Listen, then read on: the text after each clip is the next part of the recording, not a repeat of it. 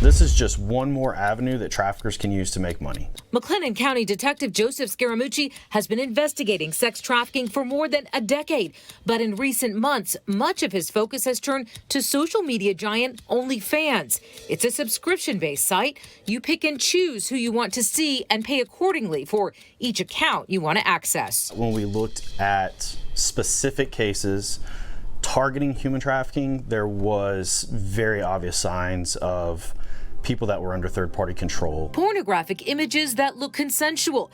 But Scaramucci says there are high indicators that females in some of the pictures may be victims that have been coerced by sex traffickers. It's a very, very dangerous playground. Allison Franklin is talking about internet sites that draw in young girls. She herself is a former trafficking victim turned trafficker turned advocate. I can go on OnlyFans and see that's going to be a victim. That's going to be something that will be targeted because I was groomed by my trafficker to look for that. Allison says she fell in love with the man that would become her trafficker, who then flipped her into becoming a recruiter. We would target girls online to bring them into our stable. The lowest hanging fruit, according to Allison, women who are willingly selling themselves for sex online. But she says teenagers posting beauty pics are also likely prey. They post online, I hate my mom on Facebook, but there's a predator on the other side of that, a trafficker, right, that is, oh girl, what's going on? Then, nice picture. And the grooming begins. Hey, we can do this, we can do that. Let's, make some money together. Scaramucci says traffickers can and do solicit teenagers through direct messages on social media sites. And if they can convince you to send a nude photo, they will then raise the stakes. And if you don't do it willingly, the sextortion begins. He's not just worried about consent, but also the age of those posing in the sexually explicit images, explaining it can be hard to tell if you're following the content of an adult or a minor. While OnlyFans does require creators to be 18 and go through an age verification process, Scaramucci says even the OnlyFans improved verification process is insufficient. I can defeat any age verification. If I wanted to create my own account and have you just sign up for it, you could do yours, and next thing you know, I'm the one that's actually in the content. OnlyFans sent News 4 a statement saying they have multiple levels of checks in place to ensure only verified content creators are onboarded. OnlyFans explained they have a team and software that verifies the authenticity of IDs, also that they have a global compliance sector that collaborates with law enforcement. I came out to feed my deer. Robert Nickum makes this walk to the creek bed behind his house just about every day. But earlier this month, he noticed something was off as he looked down into the brush. I noticed 2 small brown boxes. Nickum says he was curious, decided to open one of the boxes up. And I immediately knew that it was human cremains. After doing some digging, he discovered it was the ashes of Johnny L. Dawes. He was in the U.S. Army from 51 to 53 in Korea. He volunteered his life. And inside the box Nickum found next to Johnny, The second box, we opened it later, contained Mrs. Dawes. Now Robbie J. Dawes and Johnny L. Dawes are here at this makeshift memorial Nickum has set up. It really hurts that anybody would be dumped. We helped Nickum track down Dawes' son, who's incapacitated and unable to help lay his parents to rest. Nickum found family in South Texas too. But she declines to accept the ashes. So now Nickum is taking matters into his own hands. Let's give this man and his wife a proper burial. But he adds he needs help from the community to give Johnny and Robbie what he believes they deserve. And I know many veterans associations across the United States would love to participate in something like this. Nickum is urging anyone who can help out with this project to reach out to him. We'll post more information on how you can do so on our website, news4sa.com.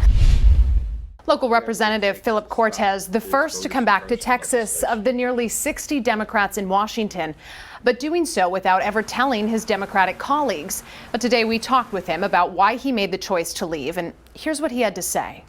It looks like you got caught up in a show of some kind, the excitement of fleeing to D.C., and then when the pressure turned up, you bailed. And to me, this is in no way caving into any pressure. This is about ensuring that when the bill comes before the Texas House, because it will come, whether it's in this special session or the next one that the governor is going to call in early August for another 30 days, we're going to have to face this bill sooner or later.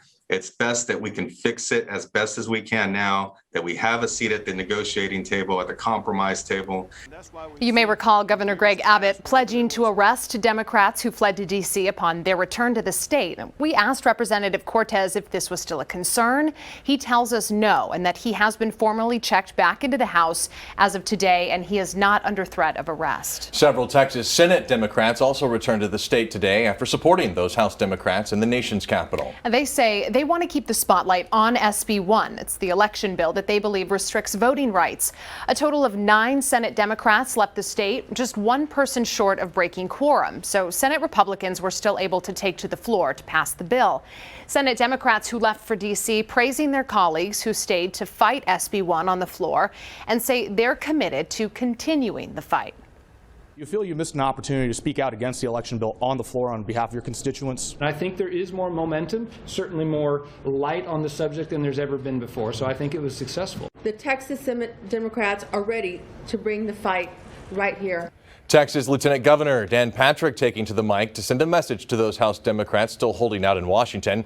At a news conference today, Patrick says while Democrats argue election security bills disenfranchise voters, they in fact are disenfranchising the voters who elected them to office by not working at the state capitol. If they really do want to solve this issue, one, let's drop this Jim Crow 2.0 rhetoric. It's offensive. It's tough to sit down and negotiate with someone when you're basically calling them a racist. Okay? So to the Democrats, why don't you knock that off? Number 2, quit talking about voter restriction and voter suppression. This bill is not about that. They know it. If there's some issues they want to tweak and fix, sit down at the table. We're willing to listen. Meanwhile, a large network of organizations and leaders coming together to plan a 4-day 27 Selma to Montgomery style Texas voting rights march. The march will begin in Georgetown on July 27th and it will end with a rally in Austin on July 30th. Demonstrations will feature state and national clergy activists and Beto O'Rourke, who now runs a voter outreach organization. The effort here is to speak out against the state's proposed election security bills and call for immediate federal legislation. I'm battle tested, but contrary to popular belief, I did not have a full head of hair before COVID. Fresh from Cambridge, Massachusetts, New Metro Health Director Claude Jacob may be whimsical about himself, but he's deadly serious about COVID. Let's just be clear, this virus loves company. He wants the quarter of the local population that hasn't been vaccinated to do so immediately and mask up until they do. You don't lose your cool points by wearing a mask. So really, we want to just make sure that folks recognize that. Jacob strongly encourages the 100,000 San Antonians who have had their first dose to get their second. But vaccines alone may not be enough. An outbreak at Hardis Assisted Living on Hebner Road, where 42 people recently tested positive, has his attention. These outbreaks, we pay a lot of attention on what happens in these facilities. Most alarming, 31 of the positives were from fully vaccinated residents. Frontier Management, which runs the facility, says of the 11 staffers who tested positive, 7 had either one or both doses. We're not changing our course. We're just making sure that we pay attention to what happened in that particular facility. Jacob's arrival signals another significant change in local government. The health department reports directly to me. It doesn't report to an assistant city manager. It's too critical. Jacob is energized about not only fighting COVID, but other issues like teen pregnancy and domestic violence, all while discovering what makes San Antonio different from Massachusetts. I'm learning about the Gestalt here